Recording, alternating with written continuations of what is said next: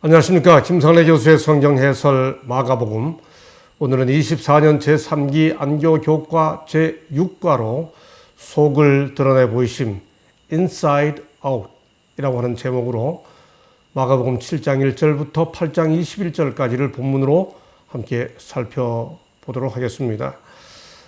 이번 주에 살펴볼 본문의 사건은 음식 섭취와 부정에 대한 유대교 전통을 둘러싼 논쟁, 두 번째는 복음서를 통틀어 유일하게 예수님과의 논쟁에서 이긴 스로보니게 여인 이야기, 세 번째는 귀 먹고 말 더듬는 이를 고쳐주신 아주 특이한 방법으로 고쳐주신 사건, 4,000명을 먹이시고 그럼에도 바리새인들이 표적을 구하는 이야기, 또 주님께서 이어서 바리새인들과 헤롯의 누룩을 조심해라 라고 말씀하신 것의 의미 등등을 살펴보겠습니다. 먼저 7장 1절로 4절을 읽겠습니다. 바리새인들과 또 서기관 중 몇이 예루살렘에서 와서 예수께 모여들었다가 그의 제자 중 몇 사람이 부정한 손, 곧 씻지 아니한 손으로 떡 먹는 것을 보았더라. 바리새인들과 모든 유대인들은 장로들의 전통을 지켜 손을 잘 씻지 않고서는 음식을 먹지 아니하며, 또 시장에서 돌아와서도 물을 뿌리지 않고서는 먹지 아니하고 그 외에도 여러 가지를 지키어 오는 것이 있으니 등등이더라. 여러분, 이렇게 그 손을 씻지 않으면 음식을 먹지 않는 이 일이, 그런 손을 부정한 손이라고 합니다. 헬라어로 코이노스. 그리고 이건 전통이라고 본문 자체가 말해주고 있죠. 이 손 씻는 전통이 어디서 나왔는가 하면 출애굽기 30장 17절로 21절에 보면 여러분 다 잘 아시는 대로 성소 마당에 제사장들이 봉사를 위해 그 손을 씻던 물두멍이 있었죠. 물로 씻어 이렇게 되어 있습니다. 이 제사장들이 씻던 이 일이 중간기, 구약과 신약의 중간기 BC 400년부터 시작되는 약 그 400년의 중간기 기간에 일반인들에게도 유대교 전통으로 적용되기 시작한 거죠. 그래서 바리새인들이 예수님의 제자들을 보고 당신의 제자들은 장로들의 전통을 준행하지 아니하고 부정한 손으로 떡을 먹습니까? 이렇게 문제 제기를 한 거예요.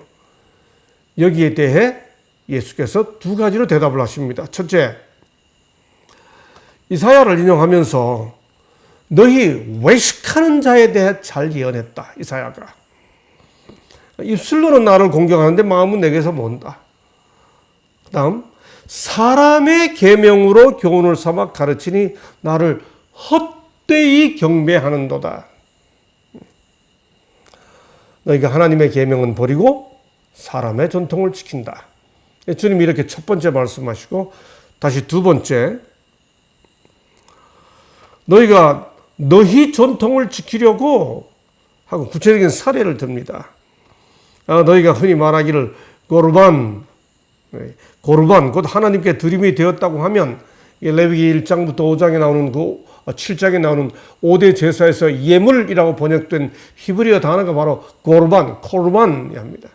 그래서 고르반, 곧 하나님께 드림이 되었다고 하기만 하면 그만이라고 하고, 자기 아버지나 어머니에게 다시 아무것도 하여 드리기를 허락하지 아니하여. 무슨 말이에요? 이거는 하나님께 드렸다. 하나님께 드렸으면 됐어. 고르반 하면 됐어. 하고 부모님은 안 섬긴다 이거죠. 그래서 그런 전통으로 하나님의 말씀을 폐한다. 여러분, 성경에 보면 내 부모를 공경하라고 그랬잖아요. 그렇죠? 근데 유대인들이 하나님께 코르반 하기만 하면 그러면 다 됐어 라고 하는 전통을 가지고 있어요.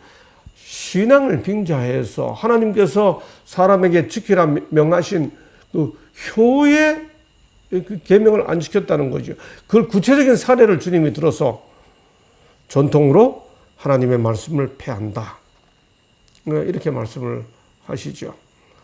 예, 여러분, 우리가 종종 이렇게 그 사람이 가지고 있는 전통으로 하나님을 헛되이 경배하고 오히려 하나님의 말씀을 폐하고, 네, 주님이 말씀하신 대로.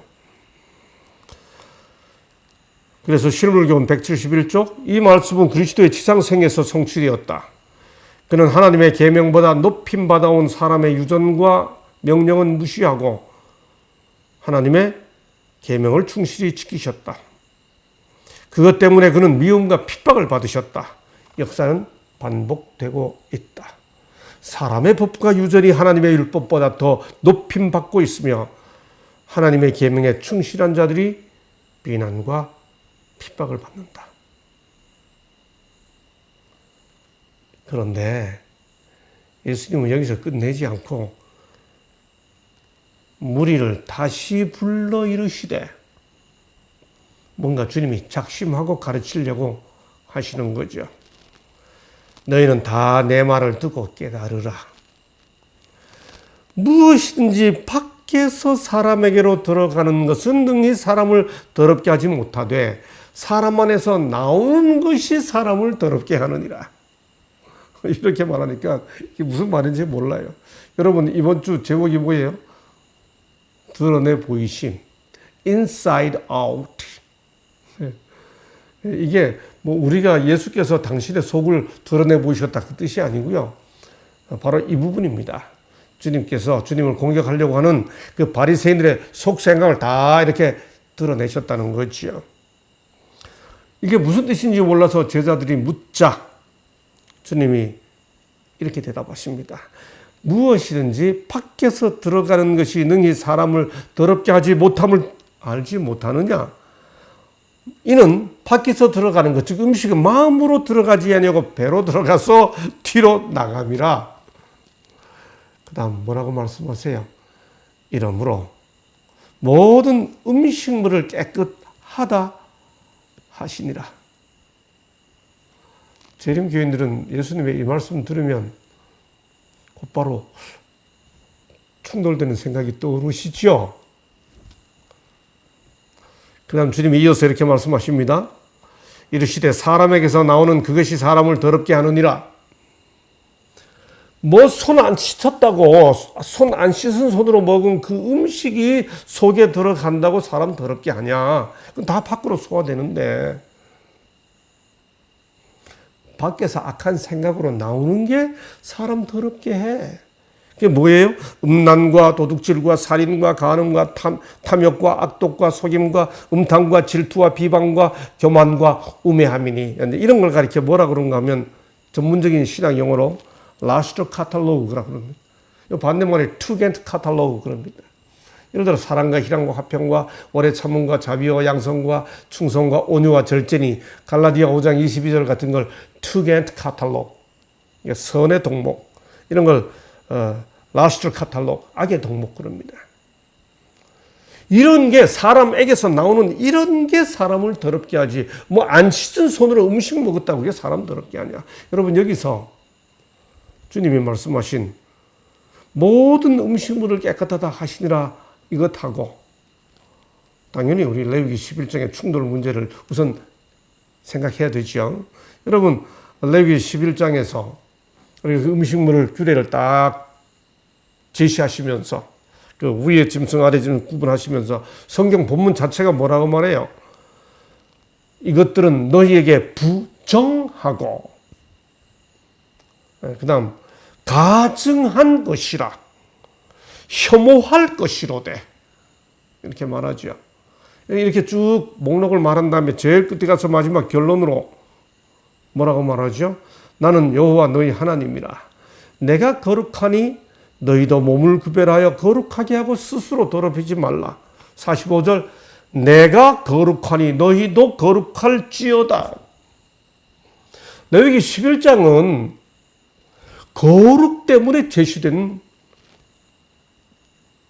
규례입니다. 이게 유대인만을 위한 것이고 오늘날 크리스천은 아무 해당이 안 된다고요. 여러분, 많은 증거들이 있지만은 딱 한 절만 찾아보겠습니다. 베드로 전서 1장은 신약이죠. 베드로가 쓴 편지입니다. 베드로전서 1장 15절에 보면 베드로가 이렇게 말합니다. 오직 너희를 부르신 거룩한 자처럼 너희도 모든 행실에 거룩한 자가 되라. 이거 베드로가 한 말이에요. 누구에게? 크리스천들에게. 누구에게? 이방인 크리스천들에게. 누구에게? 오늘 우리들에게. 오직 너희를 부르신 거룩한 자처럼 너희도 모든 행실에 거룩한 자가 되라. 그 다음 뭐라고 말합니까? 기록하였으되. 여러분 잘 아시죠? 기록하였으되라는 표현은 신약에서 구약을 인용하는 표현이잖아요. 게그랍타이, 기록하였으되 하고 그 다음 베드로전서 1장 16절에서 뭐라고 말합니까?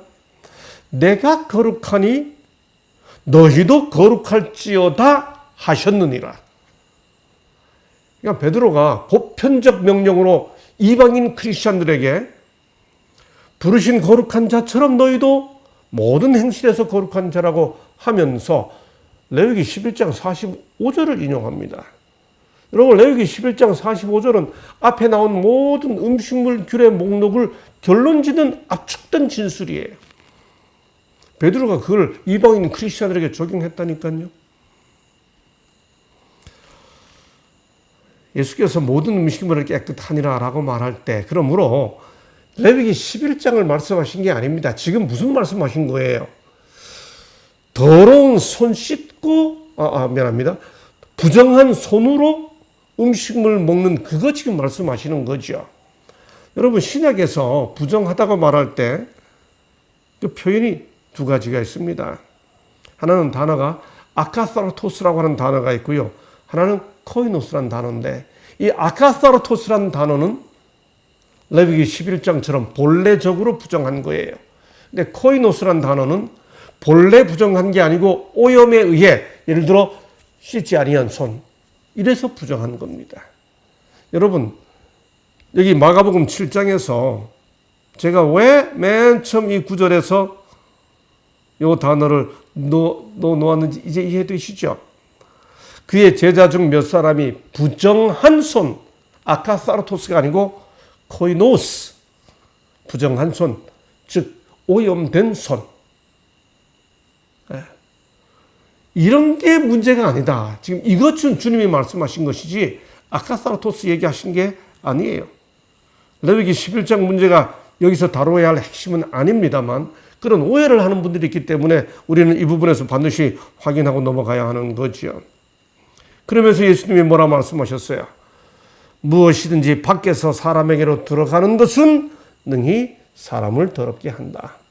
물론 여기서 우리도 생각해 봐야 합니다. 레위기 11장을 그야말로 칼같이 구별해 지키는데 흔히 하는 말대로 무슨 꽁다리 하나 안 먹고 근데 성격은 정말 뭐예요? 여기 주님이 말씀하신 대로 음란과 도둑질과 살인과 간음과 탐욕과 악독과 속임과 음탕과 질투와 비방과 교만과 우매함. 레위기 11장을 아무리 구별해 먹어도 속에서 이런 게 나오면 이건 사람 다 더럽게 하지요. 그러니까 이거는 예수님이 음식물 규례를 폐한 게 아니야라고 하는 교리적 이해로 끝내지 마시고요. 이건 당연히 해당이 안 되지만 그렇게 먹고라도 우리 속에서 이런 것들이 나오면 이게 사람을 더럽게 한다고 주님이 말씀하시는 맥락이에요. 그때 그 상황에서는 지금 전통과 관련된 말씀이긴 하지만은 속에서 나오는 게 사람을 더럽게 한다 하는 이 말씀에 대해서는 누구도 예외 없이 함께 진지하게 생각해 봐야 하는 것이죠. 이제 두 번째 사건입니다. 예수께서 일어나서 거기를 떠나 두로 지방으로 가서 한 집에 들어가니 그 다음 내용 다 읽지 않습니다. 너무 잘 아는 내용이죠. 한 수로보니게 여인이 나와가지고 이방인입니다. 헬라인입니다. 그리고 자기 딸에게 귀신이 들렸으니 주님 좀 낫게 해주세요. 여러분 그런데 와 주님이 어떻게 이런 말씀을 할 수 있어요? 자녀로 먼저 배불리 먹게 할지니 자녀의 떡을 위하여 개들에게 던짐이 마땅치 아니하니라. 사랑의 주님이 어떻게 지금 주님을 찾아온 여인에게 평화의 주님이 개라고 표현할 수 있습니까? 그런데 이때 여인이 이 말을 듣고 주여 올소이다마는 상아래 개들도 아이들이 먹던 부스러기도 먹습니다. 여러분 아까 말씀드렸죠. 복음서에 기록된 주님과 사람들의 대화 중에 주님이 지신 유일한 경우입니다. 어떻게 하필이면 개라고 표현했을까요? 그런데 사실 주님이 하신 말씀은 그 여인의 믿음을 드러내기 위함이었죠. 두 가지 이유에서요. 첫째, 왜 하필이면 개라고 말씀하셨을까? 그 주님의 말씀 속에 먼저라는 표현이 있죠. 그 먼저라는 표현은 반드시 그 다음에 누군가를 고쳐준다는 것이 전제된 표현이죠. 그다음 또 하나 중복할게. 여기 주님이 사용하신 개라는 단어가, 이 마가가 기록한 여기 개라는 단어가 거리에 떠도는 진주를 개에게 던지는 것이 좋지 않다라고 말씀하셨던 바로 그럴 때의 개를 가리키는 퀴온이 아니고 집에서 사랑하면서 키우는 퀴나리온이라고 하는 개입니다. 주님의 말씀 속에 이미 고쳐준다는 것과 주인이 애정을 베푸는 그 개의 의미가 담겨 있죠. 여인이 놀라운 반응을 보입니다.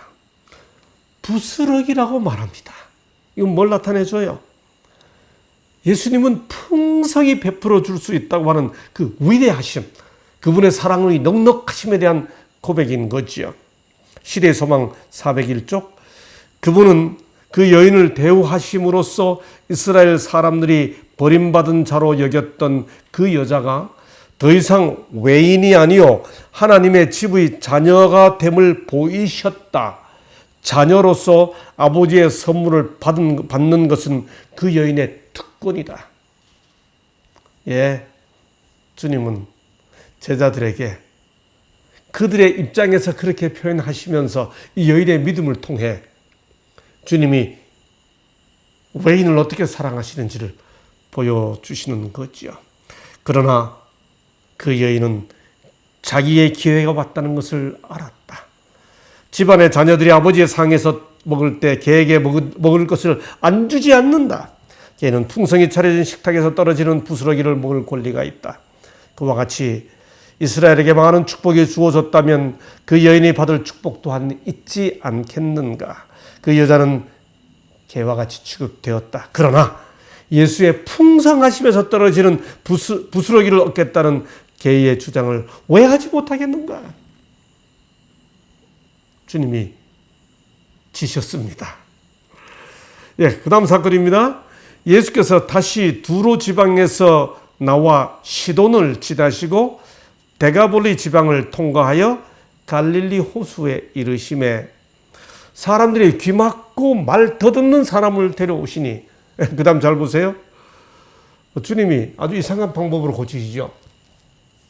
손가락을 그의 양 귀에다가 놓고 침을 뱉어 그의 혀에 손을 대시며 하늘을 우러러 탄식하시며 에바다 하십니다.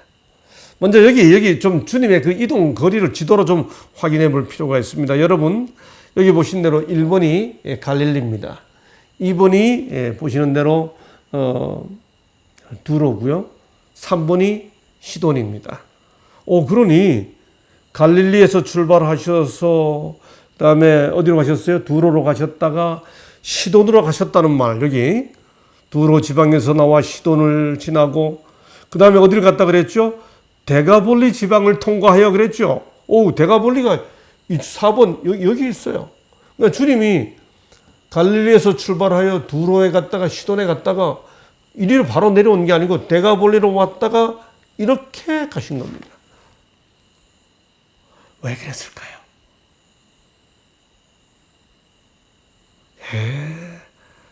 여러분 여기 마가복음 3장 8절 9절에 보면 예수께서 제자들과 함께 바다로 물러가시니 갈릴리에서 큰 무리가 따르며 유대와 예루살렘과 이두메와 요단강 건너편과 또 그다음 뭐라고 그랬어요?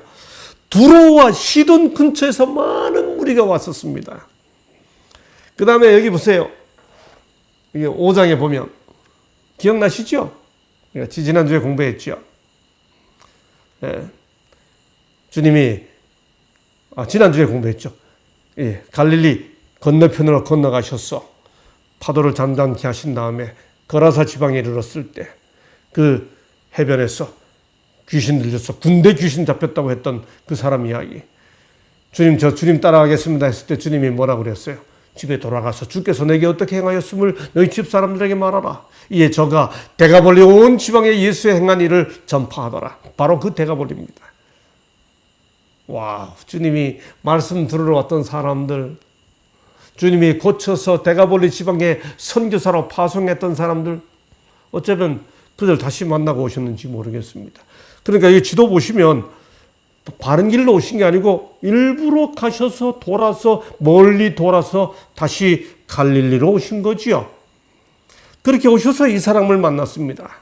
그런데 여기 귀멀고 말 더듬는 이 사람을 고쳐주는 주님의 방법이 굉장히 독특합니다. 손가락을 그의 양귀에 넣고 침을 뱉어 그의 혀에 손을 대시며 좀 이상하죠? 그런데 주님이 치유를 행하시는 중에 주님의 감정이 표현됩니다. 탄식하시며 애보다. 여러분, 저는 개인적으로 손가락을 양귀에 놓고 침을 뱉어 그의 혀에 손을 대시며 이런 장면에서 뭐가 느껴지는지 아세요? 저는 창세기 2장 7절이 떠올라요. 여호와께서 사람을 다 말씀으로 지으신 주님이 사람을 창조하실 때 흙으로 사람을 지으시고 생기를 그 코에 불어넣으시니 터치하시잖아요. 인간 창조는 하나님이 터치하시면서 하십니다. 말씀으로 천지를 창조하신 주님이 말씀으로 사람들 치유하실 수 있으세요? 실제로 내 죄사함을 받았느니라 말씀하시잖아요.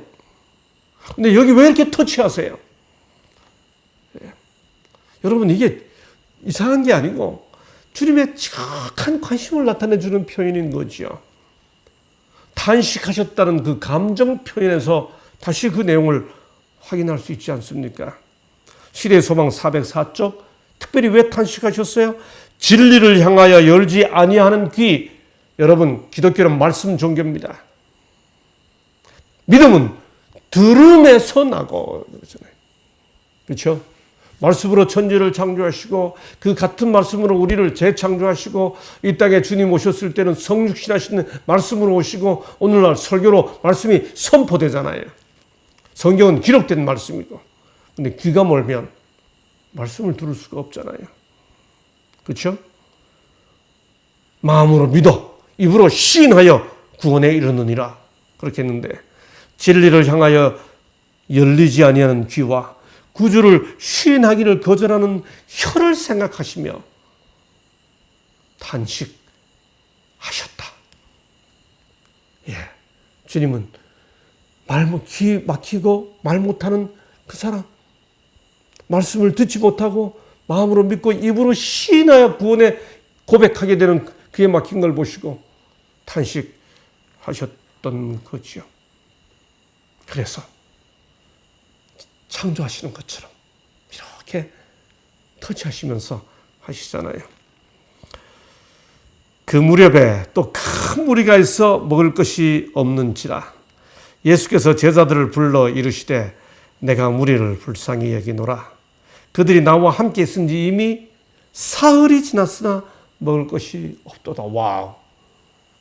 사흘이 지났어요. 사경에 제대로 하는 거죠.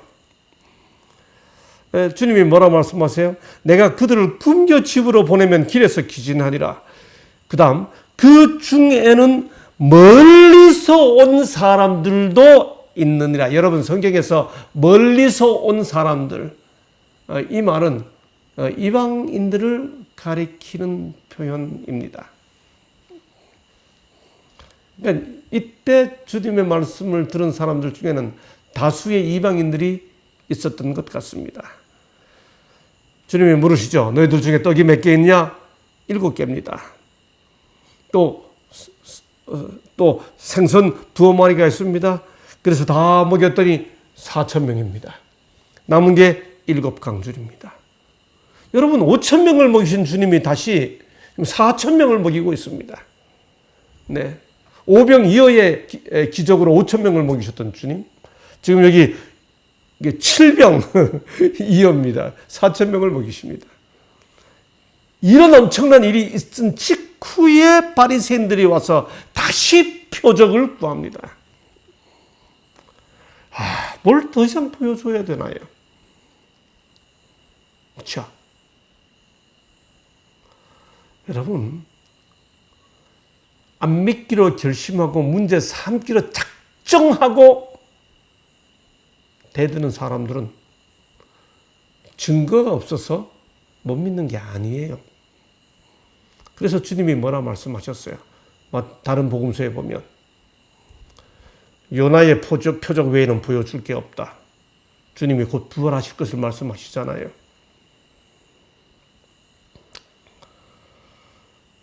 그렇게 말씀하시면서 그들을 떠나서 다시 배에 올라 건너편으로 가십니다. 그런데 그때 제자들이 떡을 안 가져왔습니다. 떡이 1개밖에 없습니다. 바리새인들이 표적을 구하는 이 모습을 보면서 주님은 제자들이 염려가 됐습니다. 제자들이 또 바리새인들과 같은 생각을 할 수도 있으니까. 근데 마침 보니까 제자들이 떡을 하나밖에 안 가지고 왔어요. 4,000명을 먹였는데도 바리새인들이 표적을 구했고, 그 직후에 제자들이 떡을 하나밖에 안 가지고 왔어요. 그때 주님은 제자들도 혹 그렇게 생각할까 봐 바리새인들과 삼가 바리새인들의 누룩을, 또 헤롯의 누룩을 주의하거라. 지금 떡이 없으니까. 누룩이 있어야 떡을 만들거든요. 그러니까 제자들이 떡이 하나밖에 없으니까 주님이 갑자기 누룩 말씀하시네. 못 알아듣는 거예요. 주님이 묻습니다. 여기 볼 때. 내가 떡 5개를 5,000명을 떼어줄 때 조각 몇 바구니를 거두었더냐? 12리니이다. 7개를 가지고 4,000명 먹일 때 조각 몇 광주리를 거두었었냐? 7입니다. 내가 도대체 떡 없는 것 때문에 너희들 지금 내가 이렇게 했는데도 떡 없는 것 때문에 또 걱정하냐? 아직도 깨닫지 못하겠느냐? 내가 하는 말. 여러분, 관심사가 어디 있느냐에 따라 주님이 그렇게 명백히 보여주고 가르쳐줘도 제자들도 못 깨닫는 거예요. 바리새인들과 헤롯의 누룩을 주의하라.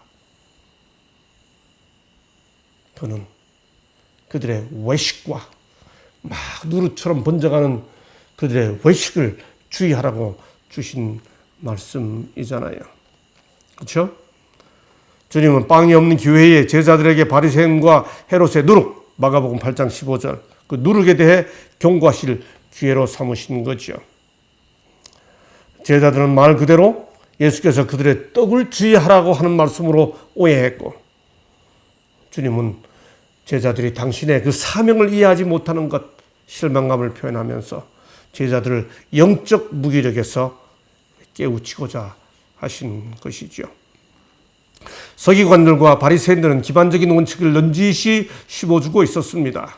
그들은 저희 교훈의 본연의 취지를 숨기고 듣는 자들의 마음에 그 원칙을 교활하게 침투시키기 위해 온갖 기회를 이용했습니다.